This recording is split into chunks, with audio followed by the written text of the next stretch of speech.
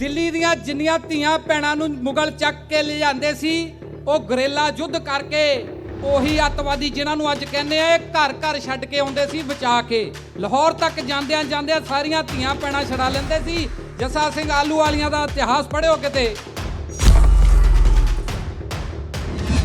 ਜਦੋਂ ਸ਼ਾਮ ਸਿੰਘ ਡਾਰੀ ਵਾਲੇ ਸ਼ਹੀਦ ਹੋਏ ਤੇ ਗੋਰਿਆਂ ਦਾ ਰਾਜ ਆ ਗਿਆ ਸ਼ੁਰੂ। ਹੁਣ ਉਹੀ ਸਿੱਖ ਕੌਮ ਨੂੰ ਗੋਰਿਆਂ ਨਾਲ ਮੱਥਾ ਲਾਉਣਾ ਪਿਆ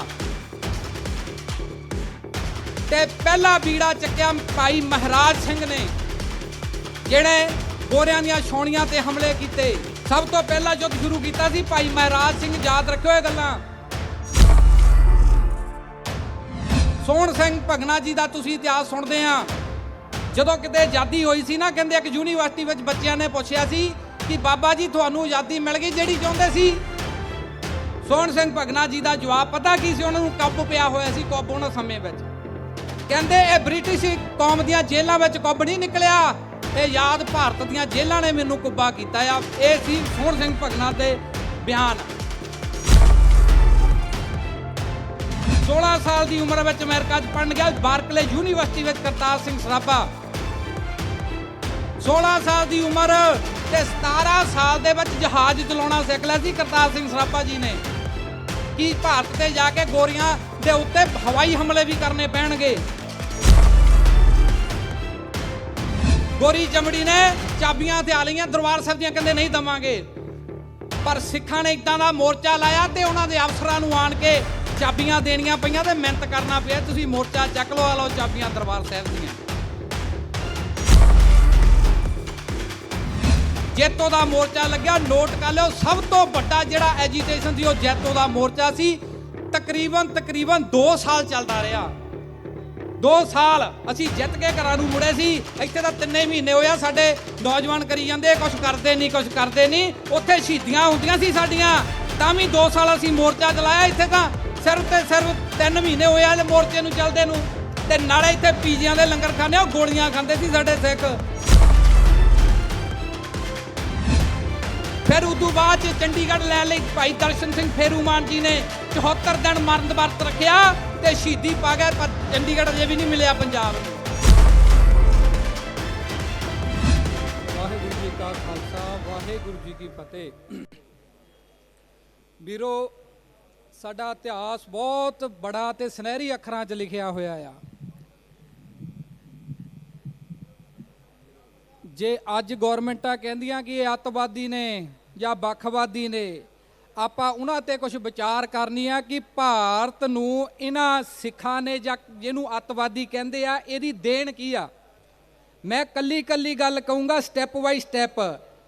ਗੁਰੂ ਨਾਨਕ ਸਾਹਿਬ ਮਹਾਰਾਜ ਤੋਂ ਲੈ ਕੇ ਹੁਣ ਤੱਕ ਕਿੰਨੀਆਂ ਲਹਿਰਾਂ ਉੱਠੀਆਂ ਤੇ ਕਿੰਨੇ ਐਜੀਟੇਸ਼ਨ ਹੋਏ, ਮੈਂ ਸਟੈਪ ਬਾਈ ਸਟੈਪ ਗੱਲ ਕਰਨੀ ਆ। ਤੇ ਵੀਰੋ, ਜੇ 2-3 ਮਿੰਟ ਵੱਧ ਲੱਗ ਗਿਆ ਮੇਰੀ ਗੱਲ ਪੂਰੀ ਹੋਣ ਦਿਓ। ਗੁਰੂ ਨਾਨਕ ਸਾਹਿਬ ਮਹਾਰਾਜ ਤੋਂ ਲੈ ਕੇ 10ਵੇਂ ਪਾਤਸ਼ਾਹ ਤੱਕ 18 ਜੰਗਾਂ ਲੜੀਆਂ ਗਈਆਂ ਮੁਗਲਾਂ ਦੇ ਖਿਲਾਫ। 14 ਜੰਗਾਂ ਗੁਰੂ ਗੋਬਿੰਦ ਸਿੰਘ ਮਹਾਰਾਜ ਤੇ 4 ਹਰਗੋਬਿੰਦ ਮਹਾਰਾਜ, ਤੇ ਅਸੀਂ ਇਹ ਸਾਰੀਆਂ ਜਿੱਤੀਆਂ। ਉਹਨਾਂ ਦੇ ਮਨਸੂਬੇ ਫੇਲ ਕੀਤੇ ਆ। 18 ਦੀਆਂ 18 ਜੰਗਾਂ ਅਸੀਂ ਜਿੱਤੀਆਂ, ਇਤਿਹਾਸ ਪੜ੍ਹ ਲਿਓ। ਉਦੋਂ ਬਾਅਦ ਦੇ ਵਿੱਚ ਕਮਾਂਡ ਆਈ ਬਾਬਾ ਬੰਦਾ ਸਿੰਘ ਬਹਾਦਰ ਦੇ ਕੋਲ, ਜਿਨ੍ਹਾਂ ਨੇ ਸਾਨੂੰ ਜ਼ਮੀਨਾਂ ਦੇ ਕਬਜ਼ੇ ਲੈ ਕੇ ਦਿੱਤੇ ਆ। ਤੇ ਸਰਹੰਦ ਦੀ ਇੱਟ ਨਾ ਇੱਟ ਖੜਕਾਈ ਬਾਬਾ ਬੰਦਾ ਸਿੰਘ ਬਹਾਦਰ ਨੇ। ਤੇ ਉਹਨਾਂ ਤੋਂ ਬਾਅਦ ਚ ਬਾਬਾ ਦੀਪ ਸਿੰਘ, ਭਾਈ ਮਣੀ ਸਿੰਘ ਜੀ ਨੇ ਸਾਨੂੰ ਅਗਵਾਈ ਕੀਤੀ ਸਾਡੀ ਕੌਮ ਦੀ। ਤੇ ਉਦੋਂ ਬਾਅਦ ਚ ਦੌਰ ਚੱਲਿਆ ਨਵਾਬ ਕਪੂਰ ਸਿੰਘ, ਜੱਸਾ ਸਿੰਘ ਆਲੂ ਵਾਲੀਆ, ਜਥੇਦਾਰ ਬਘੇਲ ਸਿੰਘ ਤੇ ਅਕਾਲੀ ਫੂਲਾ ਸਿੰਘ ਦਾ। ਇਹਨਾਂ ਦੇ ਸਮੇਂ ਦੇ ਵਿੱਚ ਨਾਦਰ ਸ਼ਾਹ ਦੇ ਤੇ ਅਹਿਮਦ ਸ਼ਾਹ ਅਬਦਾਲੀ ਦੇ ਹਮਲੇ ਹੁੰਦੇ ਰਹੇ ਪੰਜਾਬ ਦੀ ਧਰਤੀ ਤੇ। ਇਹਨਾਂ ਦੇ ਸਮੇਂ ਹੀ ਵੱਡਾ ਘੱਲੂਘਾਰਾ ਤੇ ਛੋਟਾ ਘੱਲੂਘਾਰਾ ਸਿੱਖ ਕੌਮ ਨੇ ਹੰਢਾਇਆ ਆਪਣੇ ਪਿੰਡੇ ਤੇ। ਦਿੱਲੀ ਦੀਆਂ ਜਿੰਨੀਆਂ ਧੀਆਂ ਭੈਣਾਂ ਨੂੰ ਮੁਗਲ ਚੱਕ ਕੇ ਲੈ ਜਾਂਦੇ ਸੀ ਉਹ ਗਰੇਲਾ ਯੁੱਧ ਕਰਕੇ ਉਹੀ ਅੱਤਵਾਦੀ ਜਿਨ੍ਹਾਂ ਨੂੰ ਅੱਜ ਕਹਿੰਦੇ ਆ ਘਰ ਘਰ ਛੱਡ ਕੇ ਆਉਂਦੇ ਸੀ ਬਚਾ ਕੇ। ਲਾਹੌਰ ਤੱਕ ਜਾਂਦਿਆਂ ਜਾਂਦਿਆਂ ਸਾਰੀਆਂ ਧੀਆਂ ਭੈਣਾਂ ਛੜਾ ਲੈਂਦੇ ਸੀ। ਜੱਸਾ ਸਿੰਘ ਆਲੂ ਵਾਲੀਆਂ ਦਾ ਇਤਿਹਾਸ ਪੜ੍ਹਿਓ ਕਿਤੇ। ਫਿਰ ਉਦੋਂ ਬਾਅਦ ਚ 12 ਮਿਸਲਾਂ ਦਾ ਆਪਾਂ ਇਤਿਹਾਸ ਪੜ੍ਹਦੇ ਹਾਂ। 12 ਮਿਸਲਾਂ ਤੋਂ ਬਾਅਦ ਮਹਾਰਾਜਾ ਰਣਜੀਤ ਸਿੰਘ ਦਾ ਸਮਾਂ ਆਉਂਦਾ। ਰਹਿੰਦੀ ਦੁਨੀਆ ਤੱਕ ਉਹਦਾ ਰਾਜ ਚੇਤੇ ਕੀਤਾ ਜਾਊਗਾ। ਹਰੀ ਸਿੰਘ ਨਲੂਆ ਜੀ ਵਰਗੇ ਵੱਡੇ ਯੋਧੇ ਉਹਨਾਂ ਦੇ ਨਾਲ ਹੁੰਦੇ ਸੀ। ਡੋਗਰਿਆਂ ਨੇ ਸਾਰਾ ਜੋ ਤੈਸ਼ ਨੈਸ਼ ਕਰ ਦਿੱਤਾ, ਲੰਬਾ ਚੌੜਾ ਇਤਿਹਾਸ ਆ। ਉਦੋਂ ਬਾਅਦ 'ਚ ਉਹਨਾਂ ਦੇ ਹੀ ਉੱਤਰ ਅਧਿਕਾਰੀ ਖੜਕ ਸਿੰਘ, ਕੰਵਰ ਨਿਹਾਲ ਸਿੰਘ ਤੇ ਸ਼ੇਰ ਸਿੰਘ ਨੇ ਕਮਾਂਡ ਸੰਭੀ। ਬੜੇ ਧਿਆਨ ਨਾਲ ਸੁਣਿਓ, ਡੋਗਰਿਆਂ ਨੇ ਉਹਨਾਂ ਨੂੰ ਵੀ ਧੋਖੇ ਨਾਲ ਮਰਾ ਦਿੱਤਾ। ਫਿਰ ਉਹੀ ਕਮਾਂਡ ਬਾਬਾ ਵੀਰ ਸਾਂਭੀ ਸਿੱਖ ਕੌਮ ਦੀ, ਡੋਗਰਿਆਂ ਨੇ ਉਹਨਾਂ ਨੂੰ ਵੀ ਸ਼ਹੀਦ ਕਰਵਾਇਆ। ਫਿਰ ਉਹੀ ਕਮਾਂਡ ਸ਼ਾਮ ਸਿੰਘ ਅਟਾਰੀ ਵਾਲੇ ਕੋਲ ਆ ਗਈ, ਜੋ ਸਭਰਾਵਾ ਦੀ ਜੰਗ ਦੇ ਵਿੱਚ ਬ੍ਰਿਟਿਸ਼ ਕੌਮ ਨਾਲ ਲੜਦੇ ਸ਼ਹੀਦ ਹੋਏ। ਤੇ ਉੱਥੋਂ ਹੀ ਸਾਰੇ ਪੰਜਾਬ ਦੇ ਉੱਤੇ ਗੋਰਿਆਂ ਨੇ ਰਾਜ ਕਰ ਲਿਆ। ਜਦੋਂ ਸ਼ਾਮ ਸਿੰਘ ਅਟਾਰੀ ਵਾਲੇ ਸ਼ਹੀਦ ਹੋਏ ਤੇ ਗੋਰਿਆਂ ਦਾ ਰਾਜ ਆ ਗਿਆ ਸ਼ੁਰੂ। ਹੁਣ ਉਹੀ ਸਿੱਖ ਕੌਮ ਨੂੰ ਗੋਰਿਆਂ ਨਾਲ ਮੱਥਾ ਲਾਉਣਾ ਪਿਆ। ਤੇ ਪਹਿਲਾ ਬੀੜਾ ਚੱਕਿਆ ਭਾਈ ਮਹਾਰਾਜ ਸਿੰਘ ਨੇ, ਜਿਹੜੇ ਗੋਰਿਆਂ ਦੀਆਂ ਛਾਉਣੀਆਂ ਤੇ ਹਮਲੇ ਕੀਤੇ। ਸਭ ਤੋਂ ਪਹਿਲਾਂ ਯੁੱਧ ਸ਼ੁਰੂ ਕੀਤਾ ਸੀ ਭਾਈ ਮਹਾਰਾਜ ਸਿੰਘ। ਯਾਦ ਰੱਖਿਓ ਇਹ ਗੱਲਾਂ, ਜਿਨ੍ਹਾਂ ਨੂੰ ਜੇਲ੍ਹਾਂ ਵਿੱਚ ਧੱਕ ਦਿੱਤਾ ਗੋਰੀ ਸਰਕਾਰ ਨੇ। ਤੇ ਉਦੋਂ ਬਾਅਦ ਜਿਹੜੀ ਲਹਿਰ ਉੱਠੀ, ਉਹ ਨਿਰੰਕਾਰੀ ਲਹਿਰ ਉੱਠੀ ਸੀ। ਦਿਆਲ ਸਿੰਘ ਪੋਠੋ ਵਾਲੇ ਬਾਬਾ ਜੀ ਨੇ, ਚਲੋ ਜਿਸ ਸਮੇਂ ਦੇ ਮੁਤਾਬਕ ਉਹ ਉੱਠੀ ਸੀ। ਫਿਰ ਰਾਮ ਸਿੰਘ ਕੂਕਾ ਲਹਿਰ ਚੱਲੀ। ਇਹਨਾਂ ਨੂੰ ਤੋਪਾਂ ਦੇ ਗੋਲਿਆਂ ਅੱਗੇ ਖੜੇ ਕਰਕੇ ਉਡਾਇਆ ਗਿਆ ਤੇ ਫਾਂਸੀਆਂ ਦੇ ਫੰਦੇ ਤੇ ਇਹ ਝੂਲਦੇ ਗਏ। ਕੂਕਾ ਲਹਿਰ ਤੋਂ ਬਾਅਦ 'ਚ ਜੇ ਕੋਈ ਲਹਿਰ ਉੱਠੀ ਹੈ, ਉਸ ਗੁਰਦੁਆਰਾ ਸਿੰਘ ਸਭਾ ਲਹਿਰ, ਕਦੀ ਪੜ੍ਹਿਓ ਤੁਸੀਂ। ਸਿੱਖਾਂ ਨੇ ਇਹ ਲਹਿਰ ਉਠਾਈ ਸੀ ਤਾਂ ਜੋ ਸਿੱਖੀ ਦਾ ਪ੍ਰਚਾਰ ਵੱਧ ਸਕੇ, ਤੇ ਕਈ ਗ੍ਰੰਥ ਲਿਖੇ ਸੀ ਸਿੰਘ ਸਭਾ ਲਹਿਰ ਦੇ ਵਿੱਚ। ਫਿਰ ਇੰਨੇ ਨੂੰ ਹੀ ਸਾਰਾਗੜੀ ਦਾ ਯੁੱਧ ਸ਼ੁਰੂ ਹੋ ਗਿਆ।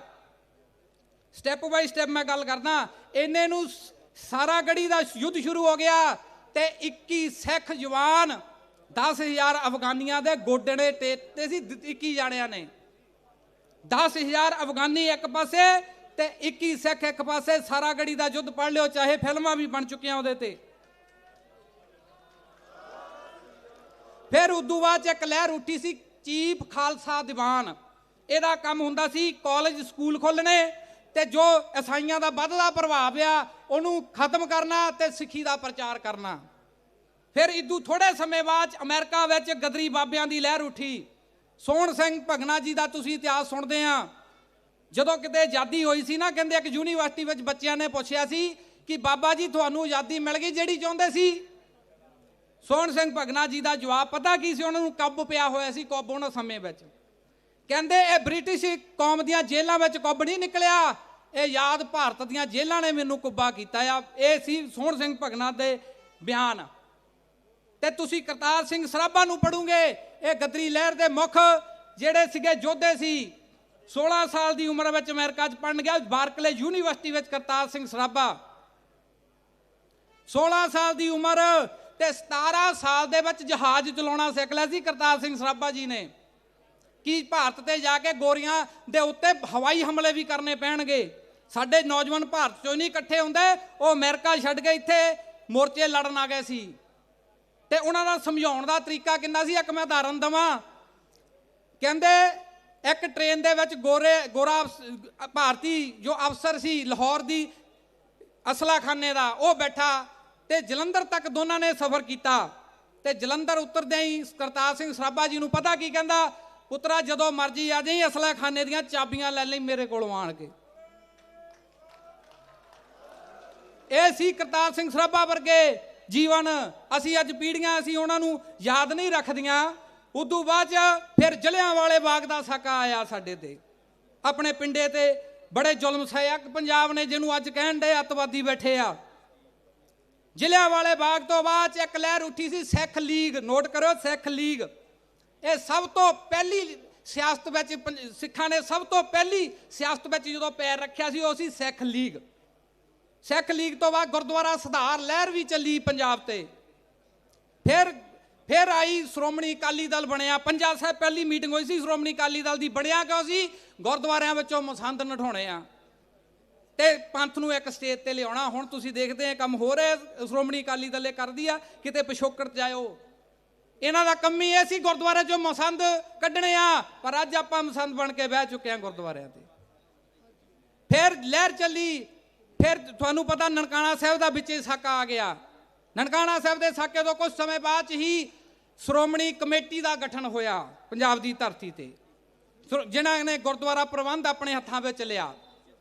इतू थोड़े समय बाद ही एक लहर पंजाब च चली है जिन्हों आपां बब्बर अकाली लहर कहने आ।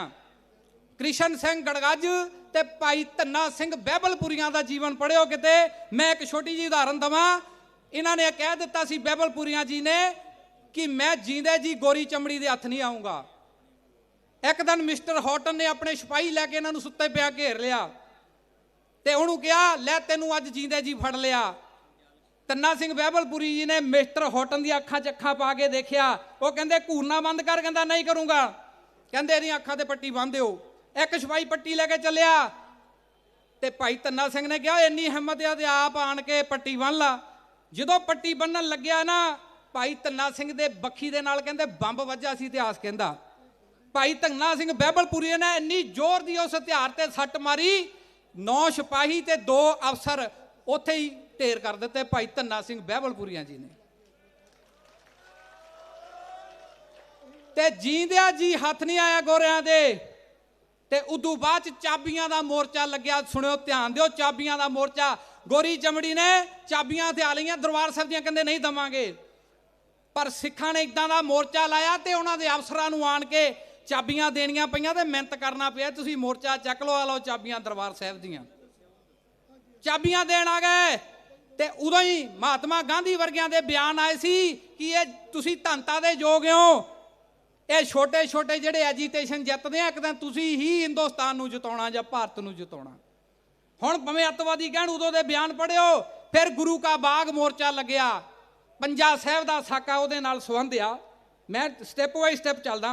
पंजा साहिब का साका उहदे नाल संबंध आ गुरु के बाग दे मोर्चे नाल। ते जो ट्रेनां थल्ले सिख शहीद होए सी, पढ़िओ कदी तुसीं अपना इतिहास। ते उदू बाद ही जैतो का मोर्चा लग्या। नोट कर लो, सब तो बड़ा जिहड़ा एजीटेशन सी वो जैतो का मोर्चा सी। तकरीबन 2 साल चलदा रहा। 2 साल असी जित के घरां नूं मुड़े सी। इत्थे तां 3 महीने होया साडे नौजवान करी जांदे कुछ करदे नहीं, कुछ करदे नहीं। उत्थे शहीदियां हुंदियां सी साडियां, तां भी 2 साल असी मोर्चा चलाया। इत्थे तां सिर्फ ते सिर्फ 3 महीने होया मोर्चे नूं चलदे नूं। ते नाले इत्थे पीजियां दे लंगर खाने गोलियां खांदे सी साडे सिख। इह सी साडा इतिहास। कदी इतिहास नूं जाणिओ, पहचाणिओ। फिर उदू बाद दे विच तुसीं भगत सिंह दा जीवन पढ़ोगे, शहीद उधम सिंह दा जीवन पढ़ोगे। फिर उदू बाद 47 असीं अपने पिंडे ते हंडाई। भारत दी वंड नहीं सी, वो सिर्फ ते सिर्फ पंजाब दी वंड सी, क्योंकि लखां बंदे पंजाब दे ही शहीद होए सी। उहदे विच सब तो वड्डा 47 विच जे संताप भोगिया वो पंजाब ने भोगिया। ते हुण एक नवीं हुकूमत दे नाल फिर लड़ना शुरू करना सी। हुण पहला गोरियां नाल, पहला असीं मुगलां नाल, फिर गोरियां नाल। हुण अपनी सरकार दे एंटी असीं किन्ने मोर्चे खोले, वो भी ध्यान दिओ। पहला मोर्चा पंजाबी सूबा मोर्चा। पंजाबी सूबा मोर्चे एवं नहीं मिलिया सानू पंजाब। 35 हज़ार बंदे जेलों च ढक्किया पंजाब ने, तां जाके पंजाबी सूबा मिलिया सी सानू।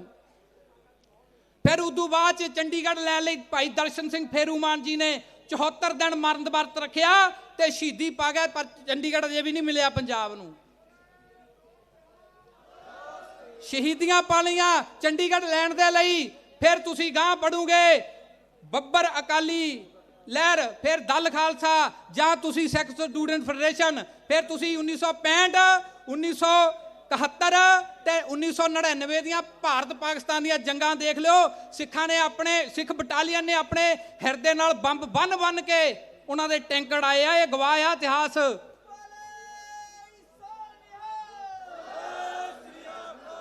फिर 1962 ते 1967 दी भारत चाइना युद्ध होया ते सिख बटालियन ने विच की कीता, रोले पढ़ के पता लगूगा।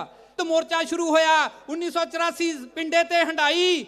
फिर उदू गांह दा तुसीं कदे पढ़ोगे गुरु ग्रंथ साहिब महाराज दी बेअदबी दा दौर चलिया, बरगाड़ी मोर्चा लग्या साडे ते।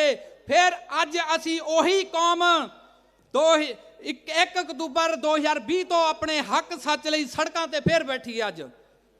ते असी अपने हक लैके असी गोरियां नाल लड़े, असी मुगलां नाल लड़े, भारती हुकूमत नाल लड़े। असी लड़दे सी, लड़दे हां ते लड़दे रवांगे। असी भारत नूं उहदे हक लैके दित्ते, असी उहनां लई ਅਸੀਂ ਆਪਣੀਆਂ ਹਿੱਕਾਂ ਡਾਈਆਂ ਜ਼ਰੂਰ ਆ, ਪਰ ਆਪ ਕਦੀ ਸਿੱਖ ਕੌਮ ਨੇ ਸੁੱਖ ਦਾ ਸਾਹ ਨਹੀਂ ਲਿਆ ਇਸ ਦੇਸ਼ ਦੇ ਵਿੱਚ।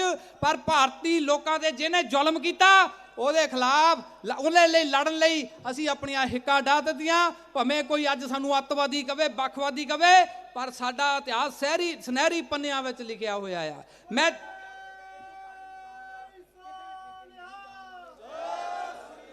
ਮੈਂ 32 ਜਥੇਬੰਦੀਆਂ ਨੂੰ ਇਹੀ ਬੇਨਤੀ ਕਰੂੰਗਾ, ਜੇ ਕਿਤੇ ਤੁਸੀਂ ਥੜਥੜਾ ਗਏ ਤੇ ਆਪਣਾ ਕਦੀ ਇਤਿਹਾਸ ਫੋਲ ਕੇ ਪੜ੍ਹ ਲਿਓ, ਤੇ ਜੇ ਡਿਸੀਜਨ ਵਧੀਆ ਨਹੀਂ ਲੈ ਹੁੰਦੇ ਤੇ ਉਹਨਾਂ ਚਾਬੀਆਂ ਦੇ ਮੋਰਚਿਆਂ ਵਾਲਿਆਂ ਤੋਂ ਕੁਝ ਸਿੱਖਿਆ ਲੈ ਲਿਓ। ਉਹਨਾਂ ਨੇ ਕਿੱਦਾਂ ਚਾਬੀਆਂ ਕਢਾਈਆਂ ਸੀ ਤੇ ਆਪ ਉਹ ਹਕੂਮਤ ਦੇਣ ਆਈ ਸੀ। ਇੰਨੀਆਂ ਗੱਲਾਂ ਕਹਿੰਦਾ ਮੈਂ ਛਮਾ ਦਾ ਜਾਚੀਆਂ। ਵਾਹਿਗੁਰੂ ਜੀ ਕਾ ਖਾਲਸਾ, ਵਾਹਿਗੁਰੂ ਜੀ ਕੀ ਫਤਿਹ।